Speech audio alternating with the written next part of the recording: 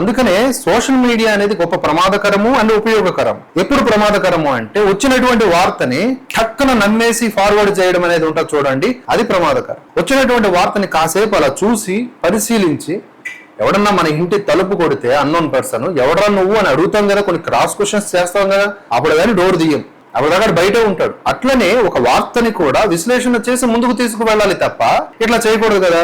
ఇక ఇప్పుడు వీళ్ళ పేరెంట్స్ కూడా ఏమంటున్నారో చూసాం కదా, we do not want him in politics అని చెప్తున్నారు.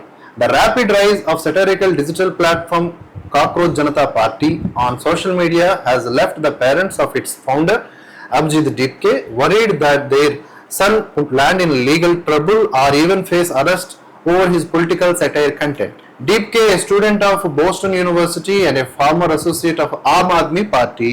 ఇతను ఎవడు? ఆమ్ ఆద్మీ పార్టీకి సంబంధించినటువంటి మాజీ ఉద్యోగి. ఆ ధ్రువరాత ఉన్నాడు కదా జర్మన్ బుద్ధింక లాగానే వీడు కూడా అమెరికా బుద్ధింక, అమెరికాలో ఉన్నాడు కాబట్టి ఆమ్ ఆద్మీ పార్టీకి సంబంధించినటువంటి ఒక ఉద్యోగి, సోషల్ మీడియా అసోసియేట్ గా పనిచేశాడు ఆయన. Launched the satirical digital campaign barely a week ago. Since then the platform has gained a massive traction online with its Instagram account crossing 19 million followers. Speaking to a Marathi news channel, Deepke's parents Bhagawan Deepke and Anita Deepke, who live in Chhatrapati Sambhaji Nagar, said they were deeply anxious about their son's growing popularity and involvement in political commentary అని చెప్తున్నారు. General గా తల్లిదండ్రులు ఎప్పుడు భయపడతారు అంటే, ఎక్కడ తన బిడ్డ విదేశీ దుష్ట శక్తులతో చేతులు కలిపి దేశాన్ని అప్రతిష్ట పాలు చేయాలనుకుంటున్నాడు అన్నప్పుడే భయపడతారు. ఎప్పుడు గర్వపడతారు, ఎప్పుడు నిర్భయంగా ఉంటారు అంటే, తన బిడ్డ ఏదో ఘనత సాధించి దేశానికి మంచి పేరు తీసుకొచ్చినప్పుడు. దేశ యువతను బొద్దింకలతో పోల్చి కాసేపు అట్లా డ్రామటైజ్ చేసేస్తే అయిపోయిందా 2 రోజులు పోరాటం ఇది. అలాగే if we look at politics nowadays, fear is natural no matter how many followers he has. In one of his interviews, he himself expressed fear of being arrested after returning to India.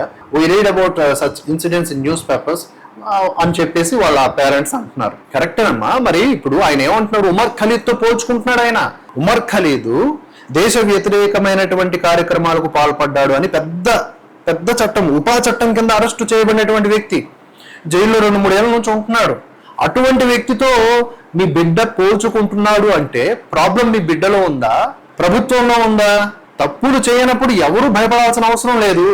Article 370కి వ్యతిరేకంగా మాట్లాడాల్సిన అవసరం ఏంటి? కశ్మీర్ భారతదేశంలో భూభాగం కాదా? ఇప్పుడు వీళ్ళ బిడ్డకి వాడు చెప్పాలి కదా, అరే ఆర్టికల్ 370 ఇది మన భారతదేశానికి చాలా కీలకమైనదిరా, దాన్ని ఎత్తివేయటం, దాన్ని రద్దు చేయటం. కశ్మీర్ మనదిరా, ఏ పాకిస్తాన్ పుండాకోరుడిది కాదు, లేదా కశ్మీర్ ఏ స్వతంత్ర దేశము కాదు.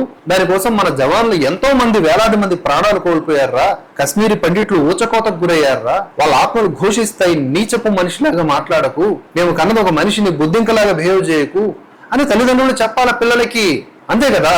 అలా కాకుండా మేము బుద్ధింక, మేము వస్తే ఇంకంతా రద్దింక అంటే నలిపేస్తారట. His mother said she wanted her son to stay away from politics and focus instead of building a career. ఏ తల్లిదండ్రులైనా తమ బిడ్డ ఎందుకు అనవసరమైన రిస్కులు తీసుకోవడం అనే కోరుకుంటుంది. సో తల్లి కూడా అలాగే అంటుంది. We just want him to come home safely.